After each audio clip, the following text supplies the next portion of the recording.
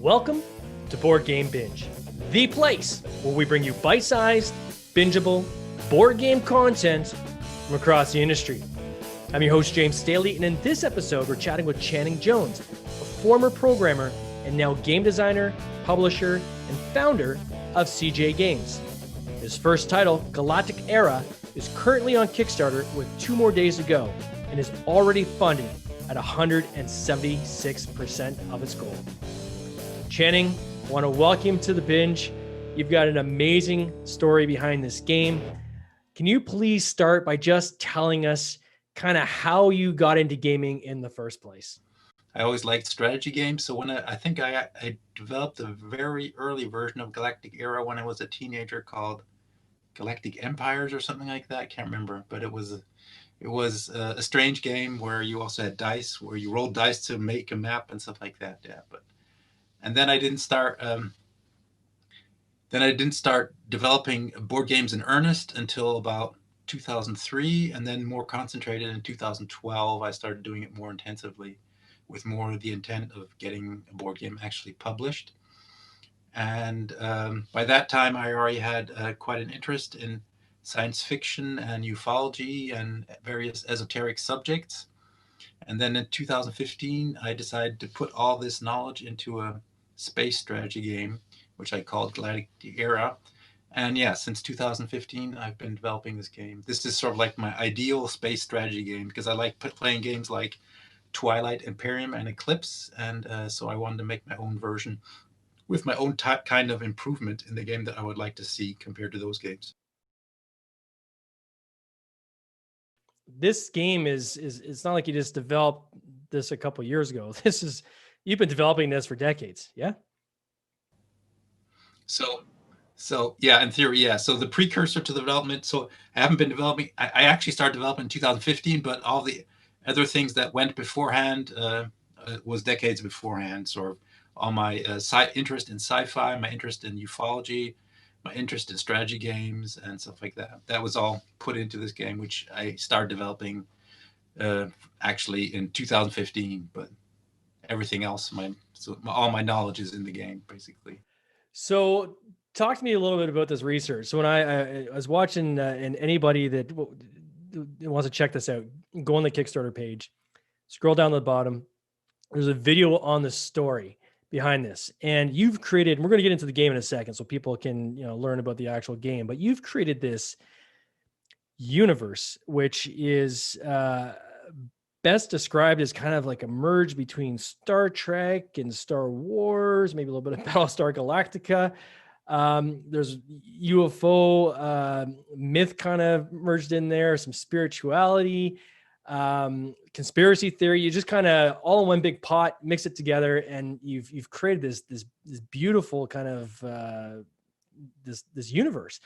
So what kind of research led into that? Because some of this is based on like actual stories that people have had and so forth, right?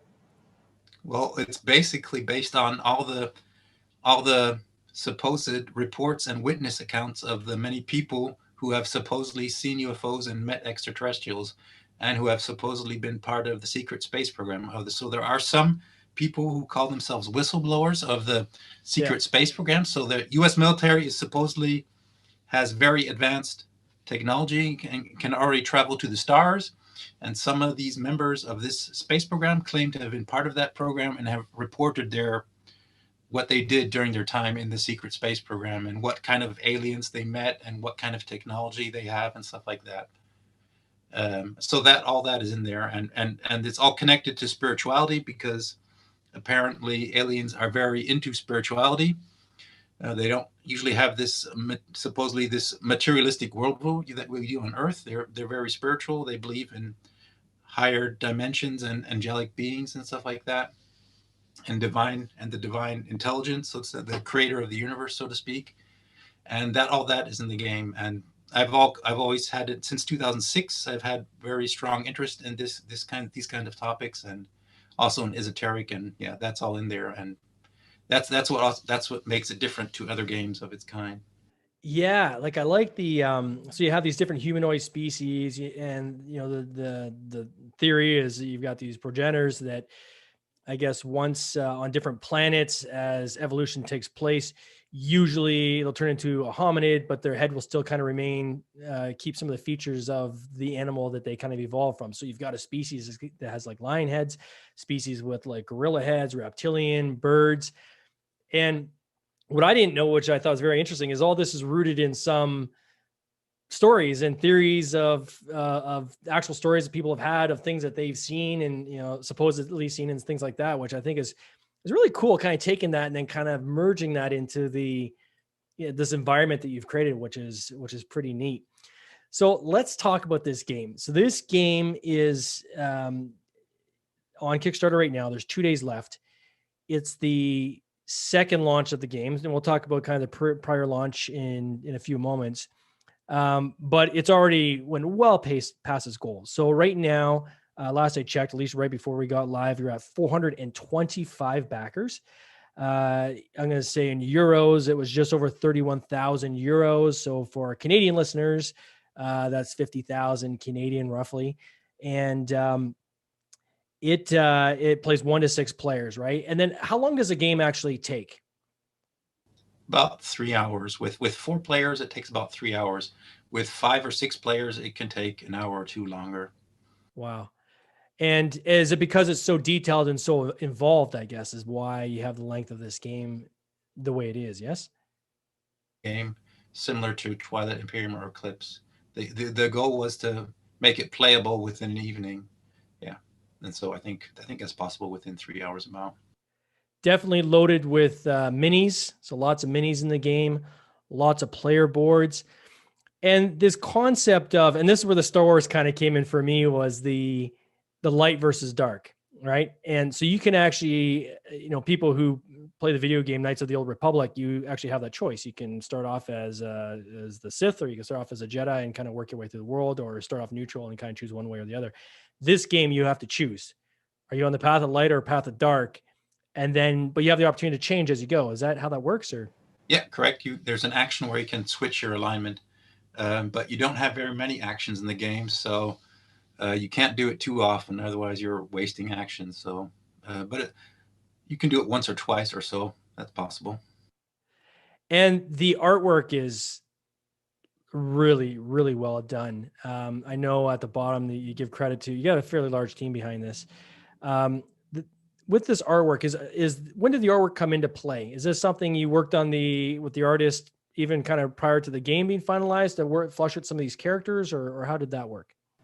I've started working with the artist quite a long time ago. I think it was mid 2018 we started the first drawings. So I've been working a long time with the artist. Yeah. I just picked some artists that I found on Board Game Geek that looked a style I liked, and then we started and who had a bit of interest in ufology. I think he made a previous game with UFOs, and so I picked him. And he's a Brazilian. Yeah, and I liked his style, so we started. and then how? Like, I know that, and we'll kind of talk about the prior game that you launched the first time around. But some of these components you've upgraded since the last time around. So can you talk about some of the upgrades that you guys have made to some of the pieces and so forth? The differences to the first campaign? Yeah, in terms of the components of the game itself. Okay, so the first campaign didn't have so many minis, or rather, the minis were stretch goals. And this time, I replaced the ships, individual spaceships with minis, the home star with a mini, and the population discs with little city miniatures. Because, yeah, as I said, I haven't said this yet, but I had a first Kickstarter attempt in November, which failed. It only got 83%. And so I did various polls, what kind of improvements people would like to see. And having miniatures was one of the suggestions. It wasn't the top suggestion. One of the top suggestions was a cheaper price. So I lowered the price a bit. I also improved a bit of the graphical design, a few things. And I added a solo player mode. That was also one thing people asked for. That's certainly becoming a more common theme in a lot of games. I'm starting to see come out now, is especially with COVID, quite frankly, you have a lot of people who may have used meetup groups or different ways to go out and socialize, who, you know, lived on their own. And now you're in an environment where you can't necessarily do that in every country or every community. And so that whole thing has moved either to a digital platform, or people are looking to find ways to play some of these games by themselves. And I think that's really cool that you guys have added a solo version to this. The other thing I would say that I noticed in between the two campaigns, and I'd say your first campaign, you still hit 28,000, just almost 29,000 Canadian, where you were just, I think, like a couple $1,000s short of your goal. So you almost got it last time, 233 backers. Yeah. And so when I kind of look at that, where you still had the guts there of the interest in the game, then some of the stuff was just kind of, spicing up maybe some of the design elements or, some of the offering. What are some of the things that you did differently in this campaign behind the scenes? So other than the game design, did you approach how you marketed it differently or built the community, or how did you go, a second kick at this? I didn't do much different other than that I had, the only difference was that I had the advantage of already having a certain audience already, a certain number of backers who are already interested. So I kept them updated through updates through the old campaign. I kept them informed what was going on, and so I had a bit of an audience. So I just had to expand a bit more on that audience, and I didn't really do anything much different. In fact, I there was stuff I could do less because of COVID. I couldn't go to so many conventions because everything was canceled. So and previously I had gone to quite a few conventions before the Kickstarter. One thing I did, like a lot of the reviews in the playthroughs, there's a lot more on your page now than there was the first time around. Yeah. Would you attribute some of your success to that? Just having more eyeballs on exactly how to play, because it's a very complicated game, right? Like maybe not complicated, but very robust, right? So a lot going on, and be able to explain how you play the game in, 2 minutes to somebody, is maybe tough to do. So having kind of some of these third parties try the game, give their kind of outside opinion, as well as some of your videos on playthroughs. Did you find that was kind of a key part of that? Yeah, I think it was useful to have these video reviews. But what I think drove a lot of the, where I got a lot of people is from some of the reviews or reports on news websites, and from one written German review that was quite favorable and captured the essence of the game quite well. And that generated a lot of very, very interested people who spread the word then. So I don't know if I had a first review by Man vs. Meeple, and then another one this time by Unfiltered Gamer. I don't think I got that many people from those reviews. So it's like, some reviews really work well and others don't. So you can't really tell. So certainly embedding them in your page can't hurt, right? So if somebody comes to your campaign page and they're scrolling and saying, okay, there's a lot of graphics here, and I think you showed a lot more graphics on this time around than the first time even. But then you come to some of these. One thing I did do different is I moved the right videos up. I noticed that whatever the top video is in the page, that's the one that will get watched a lot. And in the previous campaign, I put my rules video at the top. That my rules video was the first video, and it's kind of long-winded. It takes 45 minutes. I'm not that great of a actor or anything, great of a presenter. So this time I put the best short video at the top of the list of videos, which was an improvement, I think. Yeah, I think so. I think when people go to these pages, they really want to read less and watch more, right? And if you can get to the guts of what a game's all about quickly, I think that certainly is helpful. One thing I found was kind of interesting is this mechanic of how combat happens in this game. So from my understanding, you, as you kind of build up your fleet or your military, you'll have a certain strength versus another player. And traditionally in games, at least games I've played and a lot of my colleagues, you're either rolling dice or there's some kind of mechanic to kind of battle, right? And the approach, it seems, in this game is you don't do that. You just say, okay, I've got a 15, you've got a 13. So if we're going to battle, I win. And the winner gets to choose how much of a loss the other player takes. So you could say, you know what, you had, say 13, you lose all 13 points. But as the victor, you lose half of what you take from the other person. Is that true? Yeah, that's how it works. Yeah, it's cool. That's really cool. The one thing though is that there is uncertainty in the battle if people are using fleets. So fleets are stacks of chips, Okay. and they hide the number of ships you have in your fleet. And then there's a fleet tactic which may or may not give a bonus to your combat strength. So if you're using fleets, you're not entirely certain how strong your opponent will be, and that makes the combat then interesting. So you need to have an uncertainty factor. Otherwise, if it's too predictable, you get analysis paralysis, and people just start trying to figure out the whole game. And the way I solve that is by having hidden fleets. So with these hidden fleets, so you'll have what, like zeros in there, or you'll have different numbers that so that the people they can visually looks like a stack, but they can't tell kind of what your Correct. scores. Yeah, there's low numbers, there's high numbers, high denominations, low denominations, and zeros. So you usually can't tell from the size of the stack what's in the fleet.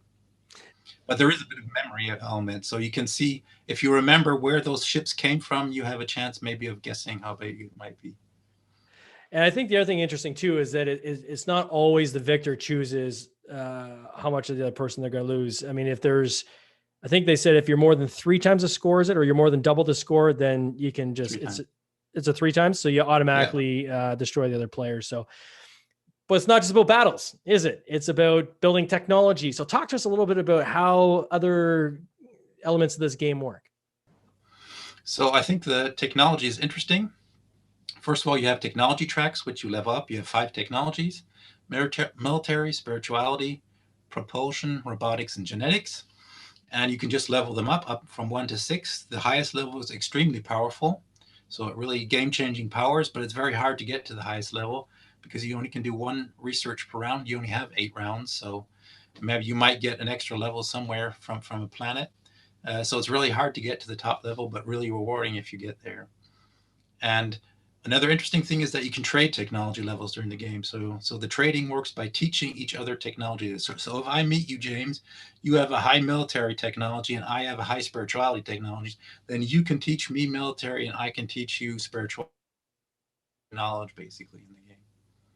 So that's interesting. So there's ways and that almost feels a little bit like Civilizations. So people that play the video game Civilizations, where you can trade technology, right? So there's these kind of different elements from different things you kind of brought together into this universe, which is pretty cool. Is there ever a co-op mode on this game, or is it? No, there's no co-op mode currently. There's an expansion I'm planning that I might do as a co-op or 1 versus many or co-op, but currently there's no co-op mode. No. And how does the single version work differently? The single player mode, I originally didn't make a single player version because I thought it would not work. But since so many people demanded it, I thought, okay, I'll try something, maybe a tutorial version. And then I actually figured out a way that it's a decent solo version after all. So it worked better than I expected. And yeah, the trick is to have other players in the game, automas, but limit these players only to what's important for you for your interaction. So you're basically rolling dice to see what they do, but since they're so limited and it's playable basically. You're basically playing against 2 other players in the game, but they're sort of very stripped down to the bare requirements of what they need to interact with you. So when you first kind of create these, did you have any help with the first player rules, or is it something you just kind of thought, okay, here's how I'm going to approach it? No, I looked at some other solo games and I looked at the concept of automas and stuff like that, and yeah. Was it a challenge? Did you find, because I know I have a game I'm working on right now, and we're going to do 1 to 6 players on it, and it's always been a 2 to 6 player game, and it's almost like I had to unprogram my brain to get into, okay, now how would this work as a solo mode? Did you have any challenges in that regard, or did it come natural, or how did that kind of play out? Well, I had to figure out how to make these automas work. And well, the advantage of developing a solo mode is that you can do a lot of playtesting very easily. So I always experience playtesting, but if you're developing a solo, you can just do as much as I like. So I played 30 solo sessions, and I figured out a solo mode after 30 sessions. So. Now, in the marketing of this game, have you and we often get asked, like, different people, is there like an email list that you worked with? Did you do social media? I know you've gone to a lot of conventions and things like that, but how much emphasis did you place on the different kind of aspects of that marketing mix? Well, I tried to do everything. I had my own website where I collected emails. I collected emails during conventions, during playtests. I sent out prototypes and had people test prototypes. That was very useful, not only in getting feedback how to improve the game, but also getting fans in the game. So what seemed to work very well is getting a few super fans into the game, which will help spread you the word. Some of the people like it, some of them don't, and some people really like it, and then they help spread the word for you. So they post on social media and stuff like that. So, and I also did Facebook. Facebook seems to be the best social media website for advertising for a game. So I set up a group, Facebook group, and a Facebook page for my company, and I used that. And I did ads on Board Game Geek. I did Facebook ads, and yeah, I tried a lot.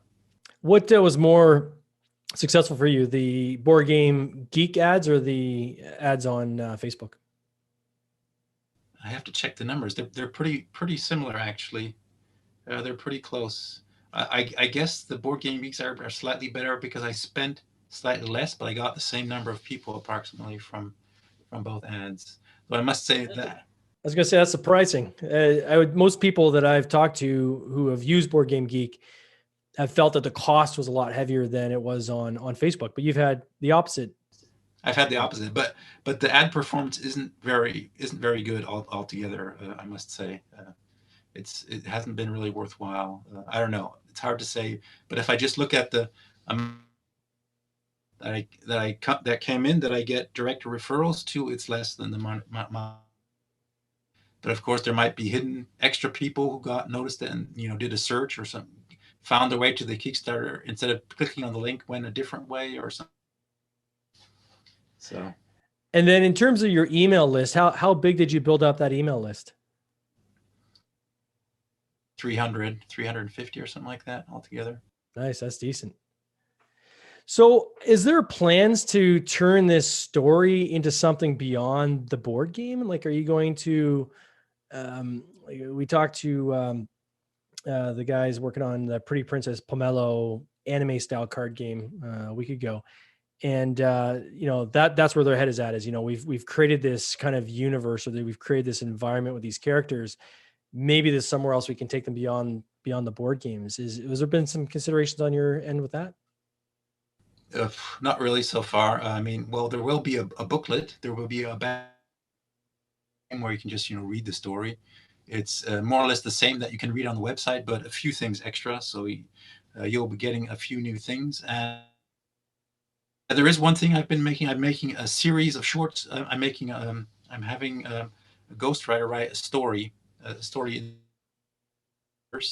So she's writing a multi-part story. We're in part 4, I think now. You can read them also on the website. And where did you find the writer? Was that, again, just kind of outsourced into like a Fiverr or one of these Upworks, or? What's that website? Freelancer or something? I can't remember. Freelancer.com. No, it's the other one. I can't remember. There's another one like Freelancer. I posted a job offering, and I said needs to know law of one. So a lot of this story is based on the law of one. That was supposedly channeled by extraterrestrials in the early 1980s, and it's a very advanced philosophy, hard to read, hard to understand, but a lot of people in the esoteric community really like that. And this whole dark light philosophy is based on that. The dark light idea behind the game is based on this philosophy, on this cosmology. And so I needed a writer who needs to read into this material. It's too much. If they don't know that material from the get-go, it's not going to work. So I need to find somebody who knew that material before and I actually found somebody. Yeah. And had they written books on this material already? Like, had they done some work, or? No, they just knew it. They had read it. They were familiar with it. And what is the philosophy of one? for those who don't know? The law of one. Or law of one. The basic, the core message from the law of one is that everything is one being, essentially. We are all one being. That's what they say, in essence. So it's kind of like this idea of we're all connected, or there's like a Yeah. cosmic being and we're all just elements of that cosmic being. Yeah, we're all one consciousness, basically. And when we evolve spiritually, we evolve back to the whole, and our consciousness grows, and eventually we merge with the whole again, with the community of souls, so to speak. Wow.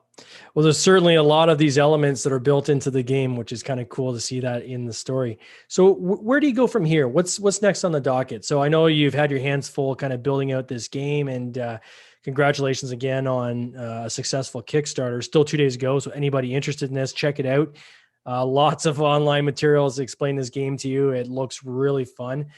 And certainly you can still back the project. There's 2 days to go. But Channing, for you, what's kind of next up? What are you gonna work on? Well, this is a learning process for me because I've never published a game. So every step of the game, I'm learning. Sure. Every step along here, I'm learning. So now I have to learn how to manufacture a game. So I'm not going to, of course, produce it myself, but I have to provide everything necessary. If I have to find a factory who will produce it, and I have to provide them with all the necessary input they need to produce the game, and then fulfill it. So shipping. So manufacturing and shipping is the next thing I have to learn in this process of publishing a game. So how did you produce your prototypes? How did you, I mean, because they look, from what I've seen online, a lot of it looks like actually a completed game. So how did you get to that point? Well, I originally made my own prototypes, my own rough prototypes in LibreOffice and various drawing programs. And then, as I said, I hired the artist in mid-2018 to start working on the graphics. And he's been working on it since then, and he's been developing all the graphics and all the artwork since then. Yeah. So I've actually spent quite a lot of money on this game before the Kickstarter. Yeah. And where do you intend to manufacture? Are you going to manufacture in China, or are you looking to use like a broker, like a Panda Games or one of these, or? I haven't decided yet, but probably in Poland, because it will be easier with taxes and duties, import duties and stuff like that. Because I live in the Eurozone, and so I don't have to pay import duties, and it might be probably easier. I have a production advisor. I have somebody who will advise me. He's a publisher. I've worked for him before, and I will discuss this with him after the Kickstarter. Oh, nice. And in terms of the split, like, do you see most of your pledges coming from Europe, within the European Union? Yeah, about half of the total pledges are from Germany. About a quarter are from, or a fifth are from the rest of Europe, and then about a third or so are from North America. Wow. It's amazing. You see that a lot. Usually where games are based, often it makes sense. A lot of the, more than half of the pledges are usually in that home country. I know I've had that experience even with my own games, where people are saying, wow, that many pledges in Canada. It's like, yeah, you got kind of the home turf advantage, right? So yeah, that's how it works. I mean, well, I've been showing the game around here at local conventions a lot. So a lot of the fans here are from Germany, but also quite a few from Holland, because I've been showing the game in Holland quite a bit because I live near the Dutch border. Nice. Well, Channing, this went by really quick. I want to thank you for coming on this podcast. It's very cool to hear your story. I'm always a fan of seeing people who have not funded successfully, dusting themselves off, picking themselves back up, getting right back at it, and coming through and crushing their goals. So once again, congratulations to you on that. Yeah, thank you. And thank you for the opportunity to talk to you. No worries. All the best. You take care. Cheers. Bye.